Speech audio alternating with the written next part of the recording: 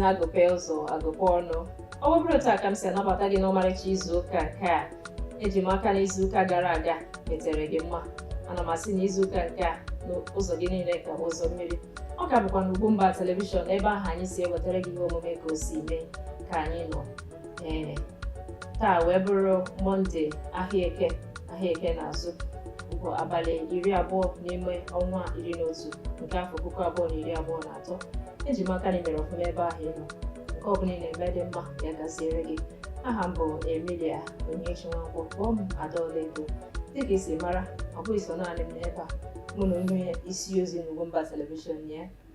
Maazị Mike Onobo biko nna kene ọhaneze. Ọ dị mma Igbo daalụ nụ anyị anabata unu n'oge mmemme anyị nke ụbọchị tata ya bụ ka anyị gaa n'ihu. Daalụ. Akụkọ mba anyị nwere ebe a wee sị massive demolition of houses at Abulado residents cries out.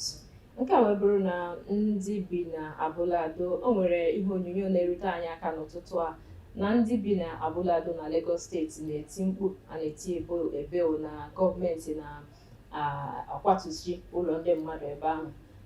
Ihe onyonyo a wee na-erute anyị aka nwee na-afụ ka ndị Igbo na-eti si ndị Igbo lawazie na ọ dịzie ka a ga-asị na ọsọ ụlọ ndị Igbo ka a na-akụtu ebe ahụ. Ị nwere ike ikwu maka nke a? O nwere ike ịbụ sọsọ ụlọ ndị Igbo maka na ndị Igbo bụ ihe na-agbahafụ mmiri ha na-aga ekpuchi. Ọ ga-abụ ụlọ ndị Igbo maka na ọsụsọ ndị Igbo ka ọ na-abụ onye nweta ego ọ sị kama ya na-ama mbụ landlord o mezie na ịma nyocha ihe gbasara ana. Ọ bụrụ na gọọmenti sị gị arụ n'ụlọ ebe a onye Igbo na-ekwenyesi na enweghị ihe na-emenụ o ruo mgbe aha ya gaa ihe na ụfọdụ kwanụ bụ ndị Igbo anyị na-eso aghọrị ndị Igbo anyị nna etu ego batara gị aka bịa ka aga ebe dị etu a aga eruo ebe ahụ aga tinye ego ọ tinyezie ya mgbe o mewere ị na-ene anya ka okerekwu eji n'ọnụ ya mere na ya bụ ihe a na-akụtu enweghị gọọmenti na-adị eme kama na nke Igbo anyị nke Lagos ka nke ibie maka na Lagos bụ ana mmiri ọzọkwa bụ na Lagos nwere ebe were ọnọdụ dị agha ọ na-abụ abịa ịma mma nke bụ nke onye ọbụla na-egoro ana na-arụ ụlọ mbọsị ọbụla ọ sọrọ ha ịgawa na ihe dịka ala Hausa ị ga-achọta etu ị ga-esi tupu ị chọpụta ihe gbasara ana ọ na-enye nsogbu ọ bụrụ ihe a na-anyọ ndị gọọmenti biko ha mee ya etu a emewenara iwu imo ihe niile bụ na kọmputa ọ bụrụ na mmadụ wetara ya akwụkwọ ana biko gaa tụ n'ọfụma ịmara ebe kwesịrị ịrụ ụlọ ma ebe na-ekwesịghị ịrụ ụlọ maka na ihe nke a bụ ihe mwute. Anụrụ m ka otu nwaanyị na-ebe na ofu ụlọ arụrụ ebe ahụ nọ 6 months ago ọnwa 6 gara aga ka a ka rụrụ ya bụ ụlọ mgbe na-eti ma ọ pụtazi na onye dị etu amahụ na gọọmenti sisi arụrụ ụlọ ebe ahụ kọpụta na gọọmenti anaghị ekwu ya ọfụma nke ọ na-abanyekwa ndị mmadụ ntị ọfụma. Akụrụsichakwa aha ihe etu a ịma na ndị gọọmenti na-eme ka ndị Igbo isi akụrụcha ya etu ahụ ọ bụrụ na ebidoghị rụwa ihe dịka afọ na-abụọ na-abịa ị ga-afụkwa na onye Igbo ga-aga igoro ebe ahụ ya bụ hapụ ya na ọ dị n'anyị n'ọbara. Ofu ihe m chọrọ itinye aka bụ na orugo mgbe ndị a na-ekwu na a ga-ana ọ dịghịkwana fecha anyị na kama na ọ ga-erotara gị na e nwere ebe isi maka ọ bụghị ebe a bụ ịkụhụrụ bọtụlụ na Lagos ọ bụrụ na ikekwe dịka akwa gbara ụmụ ya ị na-atụrụkwa ji na-atụrụkwa mkpọrọgwụ ọ bụrụ na ị nwere ihe dịka ụlọ ahịa ịtọ na Lagos wee nwee ofu maọbụ ịbụọ n'ala Igbo ọ bụrụ na anapụghị nke a maọbụ enwere etu nke a si ji ụkwụ enwere ihe ị ga-adabere na ụlọ karịa ma na-eme ha maka ịkụtu ụlọ mmadụ. Amara m otu nwoke mgbe ahụ akụtụrụ ụlọ ya ọ bụrụ na akụtụ gị ụlọ ahụ ka kwụkwa ruo tata ya bụ nwoke bụ na a bịara ugbu ese ọ bịara nụ na a ga-akụtu ụlọ ya ọ dị nke 2 story ka 3 story ọbara mgbanye elu bịa nwoke obi mmapụ obi nkoropụ etu a ka nwoke si nwụọ ụlọ ka kwụkwa ruo tata. Ọ bụghị ihe dị ofele ma ọ dịghị ofele chacha ya bụ na ndị Igbo be anyị ga-agba mbọ hụ na ihe dị etu a sị na dịka isi wee kwuo na enwesị ụmụ onye tụrụ ji ya tụrụ mgbọrọgwụ ọ ga-abụ enwe ka ọ bụ ọkwa nke ọ ga-abụ onye nwe ji were ji ha riwe mgbọrọgwụ biko ya bụrụ na ị bụ onye Igbo nọrọ ebe a otu ụkwụ gị ebe a otu ụkwụ gị n'ụlọ ọ ga-amagbu onwe ya etu a ka anyị na-asụkwa ndị o mere ha ndo ka ọ ghara ịdị ka anyị na-eme biko ndonu na ọ dịghọkwa n'ofele ọzọ emena ihe a na-ekwu. Anyị ga-aga n'iru kịta Akụkọ ọzọ anyị nwere ebe a wee sị Enugu Central Terminal Logistics Hub to provide 11,000 jobs, add 47.5 billion naira to economy. Ọ gọọmenti na-ekwu nke ha kwuru gawa hapụ ndị ha kwuru gawa a na-akpọ bilion ahụ dịka ihe na etu a gọvanọ pụtara na ihe ọ ga na-akpọ bilion a ga-eme nke bọs stọpụ arụrụ n'Enugu bụ ndị ara ka arụrụ ya bọs stọpụ arụrụ imirikiti n'ime ha mgbe e mechara ensas enwere bọs stọpụ ha bịara arụọ ntaramahụhụ ndị ara bụ ihe bi na ọtụtụ n'ime ya mana ọ bụrụ na onye nke anyị na-asịkwa onye nke nnọọ ọ bụrụ na ọ ga-abụ kwumkwum mmemme anyị ga-anabata ya mana ọ bụrụ ha na kwumkwum enweghị mmemme ihe na-akọwa bụ na bọs stọpụ ndị arụburu arụ anaghị arụ ọrụ a na-arụ ọrụ nwere onye na-anọ n'ime iru ebe ahụ ịgagharịa n'ime Enugu township ị ga-afụ na ndị ara dị n'ime imirikiti bọs stọpụ ahụ a na-eji nde milion wee rụọ ya mgbe ahụ arụrụ ya ọ bụrụ na ha na-ekwu ihe a o ruo ego mgbe ọ ga-abụ a na-eme ị na-egosi nwata awụ n'ikpe okwute ị na-arụrụ ya aka maka na awụ na okwute n'iyi mana ọ dịkwa m ka a ga-asị na ha adịgo njikere emezi nkịta ebe ha na-ekwu na ihe dị etu a ga-enye ndị mmadụ ọrụ up to 11,000 jobs ka ha ga-ekiriti wee nyekwa aka ịkwalite gọọmenti etiti. Ahụeze Chineke agbaghị aka azakwa Mike kama na ihe m na-ekwu bụ tupu anụ ọgụ si gbaa mgba a na-ekwu na a ga-eme nke a na a ga-eme nke a ofu ihe ka mkpa gọvanọ Mba biko ọ bụrụ na ịnụ ihe a ma ọ bụ ndị otu mkpu ofu ihe anyị na-eme ugbu a ofu ihe kachasị mkpa bụ nkwa ahụ ikwere anyị o ruokwana esi na 180 days na a ga-enwe mmiri n'Enugu ọ bụrụ ha na imepụtie nwanne ya gaa mgbede ga gotere gị nkwụ ọcha nke ọzọ niile a na-ekwu bụ okwu na-ese akụkọ n'ọkụ ya nụnụ ngwa anyị na-atụ anya na ihe dị etu a ga-abịa na mmezu maka na ihe ọma ka ọ bụ. Akụkọ ọzọ anyị nwere ebe a ya bụrụ na ị chọrọ ịmatakwu ihe gbasara akụkọ a jee n'akwụkwọ Sun jee gotakwuo ya ọzọ dịka ibe ebe a wee sị Ebonyi set to return missionary schools to owners. Nke a wụ aka na-achị Ebonyi steeti gọvanọ Nwifuru na-ekwu nke a na a chọrọ iweghachi ụlọ akwụkwọ ndị a si ndị chọọchị n'aka ndị ụlọ ụka na chọrọ inyeghachi ha azụ. Dịka m na-agụ akụkọ a ka m na-afụta na ụlọ akwụkwọ a si ndị ụlọ ụka n'aka ka a napụrụ ha gọọmenti napụrụ ha mgbe a lụchara civil war mana kịta ha chọzi inyeghachi ya ị nwere ike ikwu maka ofu ihe doro anya bụ na okweghị ndị gọọmenti ọ nyụrụ ha dịka ọkụkọ nyụrụ mamịrị ya ma ọ bụrụ na ha ga-eweghachi ya ọ ka mma o tenarị ọtụtụ na Enugu emeni Anambra emeni amadị m na ndị Ebonyi ka na-eme ihe na maka ọ bụrụ na ọ nọrọ ndị chọọchị n'aka ọ dị m ka ọ ga-eme ka ibu benata n'aka gọọmenti kama na nsogbuzi bụ na ọ bụrụ na ọ banye chọọchị n'aka ndị chọọchị imezikwa n'etu ahụ ọ dị bụ mbụ maka ama m na mgbe ahụ ada akwụ n'ụgwọ akwụkwọ ego mma na-atụta bụ ihe eji akwalite ihe gbasara agụmakwụkwọ na be anyị mana ile n'anya ugbu a nke chọọchị dịzi nke ọka njọ enwere ike atinyekwu ya na ihe na ihe na-akwụkwọ ihe dịka akpa ego nwere ike ịbụ akpa ego tinyekwu ego n'oge akwụkwọ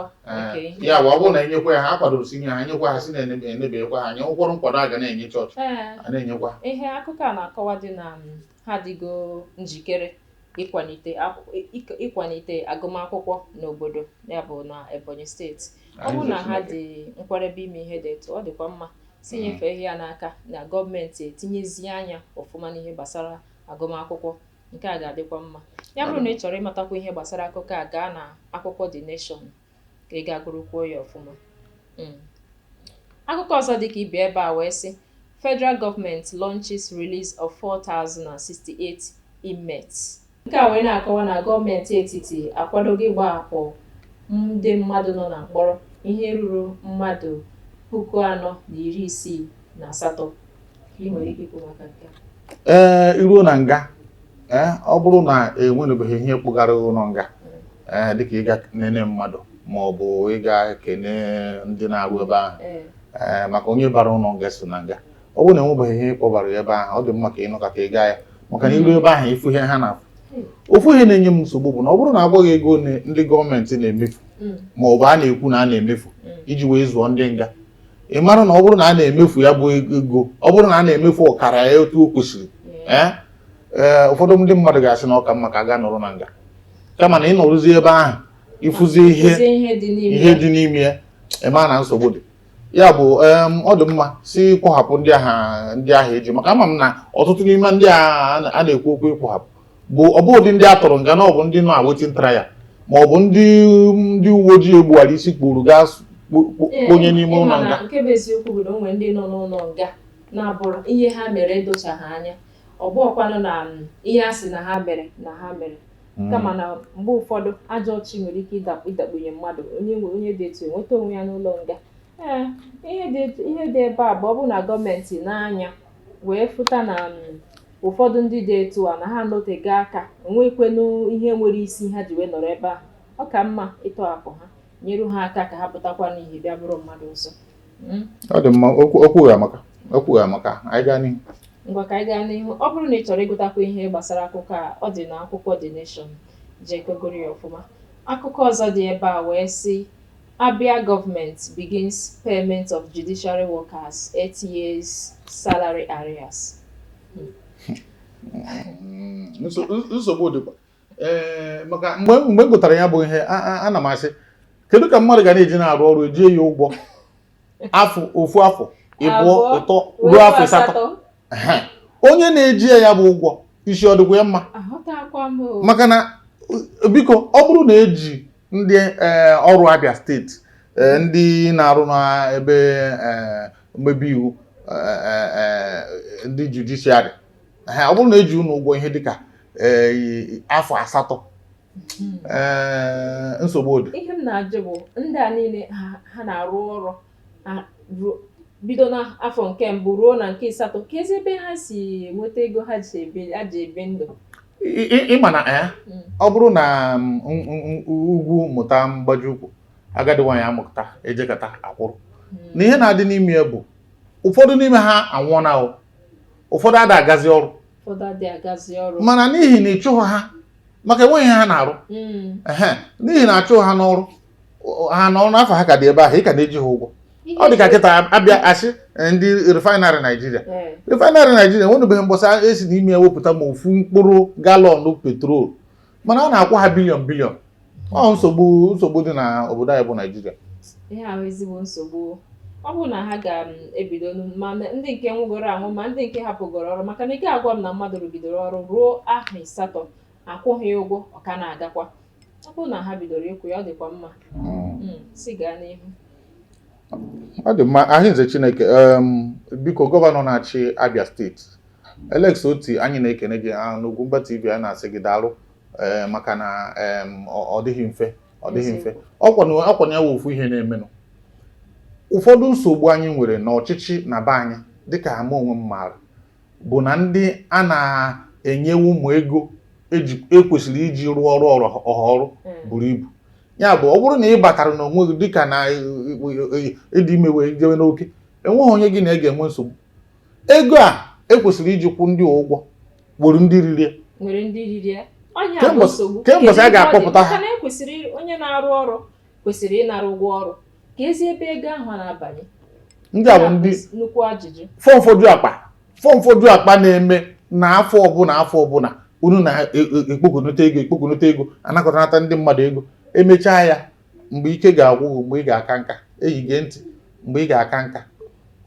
ọ bụghị ọrịa shuga, ọ bụrụ ọrịa obi ma ọ bụ ofu ọrịa a na-ama ngwọta ifu onye ahụ ọ dị ndụ taa ahụ n'ike, ọ dị ndụ ọnwụ ka mma. Ya bụ na ọ ka mma biko ihe ọbụla ga-eme gị iji wee mee ka ndị ahụ imejọrọ emejọ ka ha sị ngwa ka agbagharịa, biko mewekwa ya kịta. Maka na onye ọbụla iriri ego ya, enwe ndị nwụrụ ahụrụ ya maka na ego adịghị, enwe ndị agụụ gburu egbu, enwe ndị obi mgbawa gburu maka na iji ha ụgwọ ọrụ. Ọhọ ịka na-agba gị. Ọ bụrụ na ekpuru ya bata n'ezinụlọ ịma ka anyị hapụ, ọ bụghị tata ka o bidoro. Chukwu ga-azọpụta anyị. Ihe kwuru bụ eziokwu. Si onye na-eme ya mezie ọfụma. Ọ bụrụ na ị chọrọ ịgụtakwu ihe gbasara akụkọ a,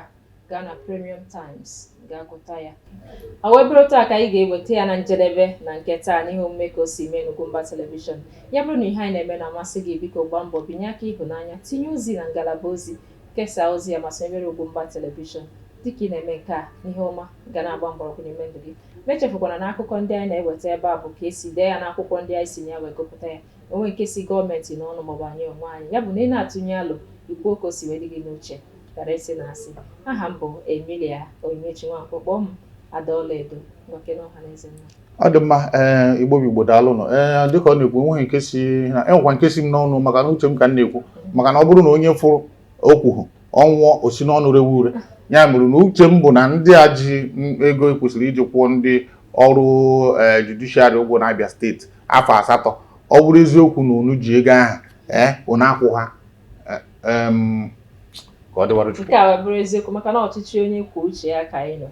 Anyị agụpụtala ma kwuo uche anyị, gụwa na onwe gị tinye uche gị na ngalaba ozi. Ka emesịa.